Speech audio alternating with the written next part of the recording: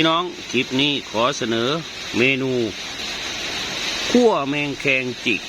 เปิดเบิ่งพี่น้องแมงแคงจิกเฮาไปเอามาซื้อแล้วตะด้วยซื้อ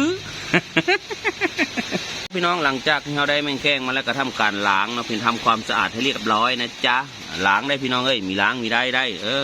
ล้างเนี่ยทำการล้างให้เรียบร้อยว่าสันเถาะ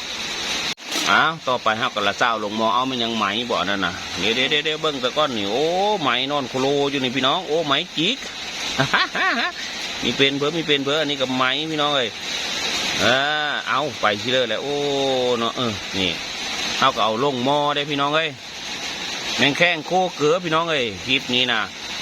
แซ่บสำหรับผู้เคยกินวะกับผู้ไม่เคยกินก็กับว้าดูเลย จะหั่นเท่ากับเอาขึ้นไฟเลยได้พี่น้องเอ้ยตอนนี้ฝนก็กำลังตกบอกว่าพี่น้องฝนก็กำลังมาพายุฤดูร้อนว่าสันเถาะโอ้แมงแข้งก้อนก็ได้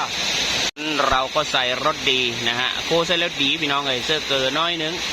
รสดีแน่เกลือแน่นะมาถืนเจอพี่น้องเอ้ยเกลือเราก็โรยลงไปแล้วนะครับเอาเกลือลงไปแล้วพี่น้องเอ้ยอันจะไม่เห็นซ้ำอันไทยที่ก็ดีเนาะจะหันจะหันเขาก็ทำการคนเล่ยันพี่น้องไม่ได้ยินเสียงฝนตกพี่น้องบอกว่าพายุเฮาบัวดาบัวทำการคนเล่โอ้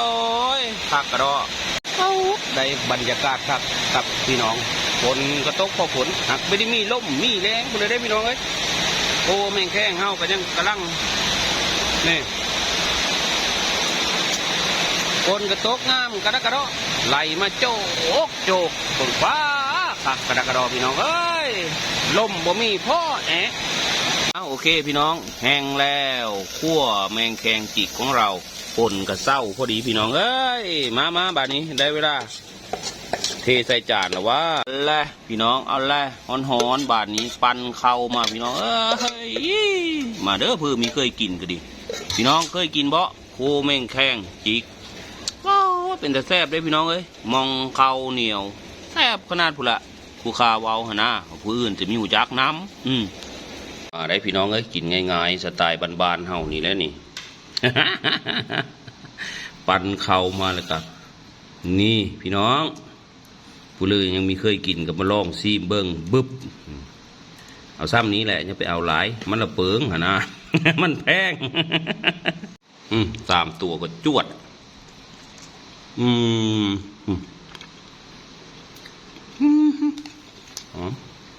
เบิ้งพี่น้องคุยคำโปมแมงแข็งมีหอนไม้จิกแบบนี้เอา มีหอนไม้จิกพี่น้องเบิ้งกูนะคักเบาะงานนี้กินด้วยเลยกินด้วยแล้วว่ายายว่าคุณนะแมงแคงมันก็อยู่ในไม้จิกกินโลดแล้วว่านะ